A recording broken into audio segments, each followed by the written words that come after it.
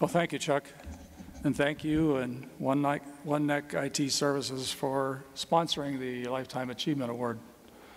And also thank you, Chuck, for serving as chairman of the Arizona Technology Council.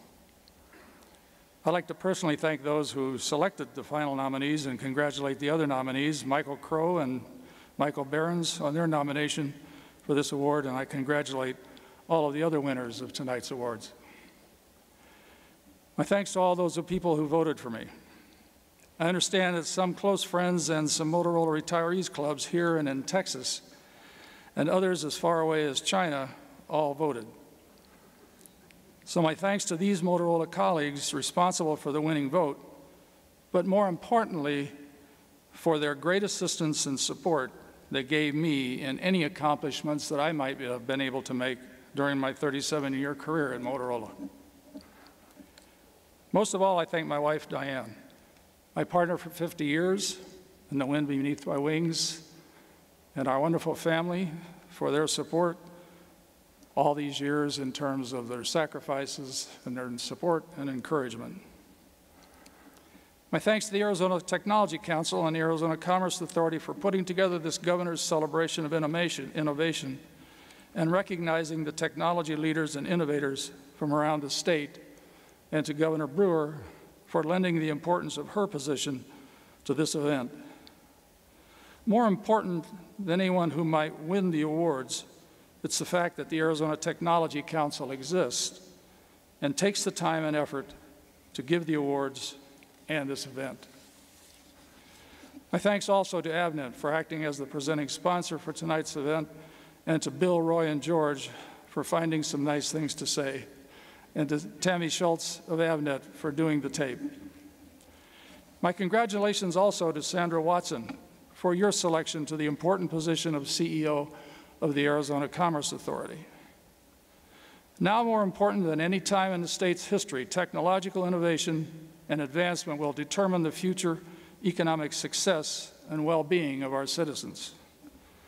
Setting aside time to recognize accomplishments, showcasing new companies and technologies, sharing ideas, and just catching up with one another is an important part of building a strong technology community. Gone is the simpler life of the 70s and 80s, when the Valley was less than 1/3 of today's size, and the banks and the newspaper were locally owned, and there were only 4 or 5 major employers. The Phoenix 40 would get together and determine the priorities and work with the issues with the governmental leaders. The need for groups like the Arizona Commerce Authority and the Arizona Technology Council is much greater today to help focus on major challenges and opportunities and build consensus. I'd like to touch on one of today's major issues and opportunities, and maybe the most important one. We have all heard about the fiscal cliff facing the country. In my view, the state of Arizona is facing what I will call the education cliff, especially the gap in K-12 education results that exists throughout the state, and more importantly, for STEM education. I'd like to quickly touch on some aspects of the challenge, highlight some positives, and offer a few ideas that might assist in improving the situation.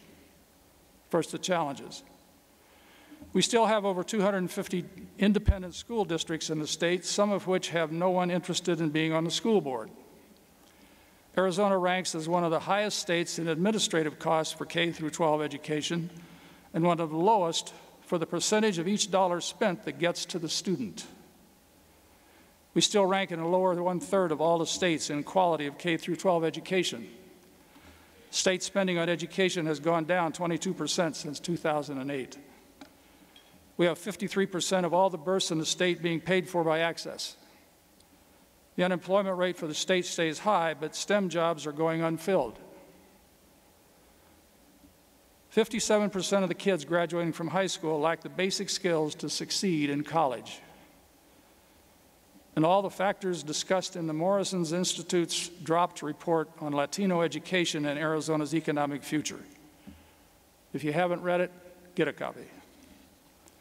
Now some positives.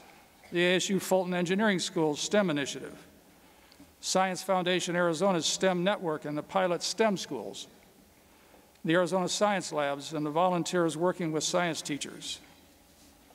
Teach for America and the 300 core members teaching in disadvantaged school districts and charter schools in disadvantaged neighborhoods, along with the TFA alumni who are becoming principals and permanent teachers and school board members.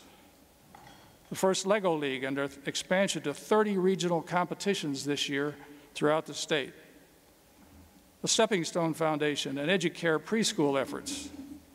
Flagstaff being named America's first STEM community. Now, maybe they named themselves, but it's a start. The governor's establishment of the Ready Arizona Council, headed by Craig Barrett. The recent Helios grants for STEM education administered by Science Foundation Arizona, and the new Arizona Mayor's Education Roundtable. The Arizona Technology Council itself, the creation of the Arizona Commerce Authority. Ideas to improve. All of us must tell our legislators what the governor's Ready Council leader did. Craig Barrett told them, quote, "As our suppliers, meet the specifications for our kids or we will fire you."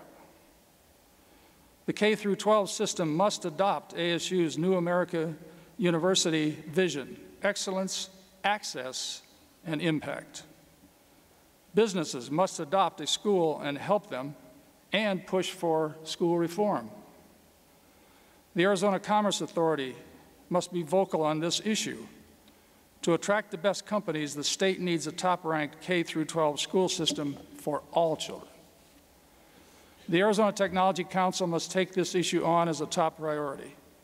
The wealthy school districts should adopt a poor one and help them achieve excellence.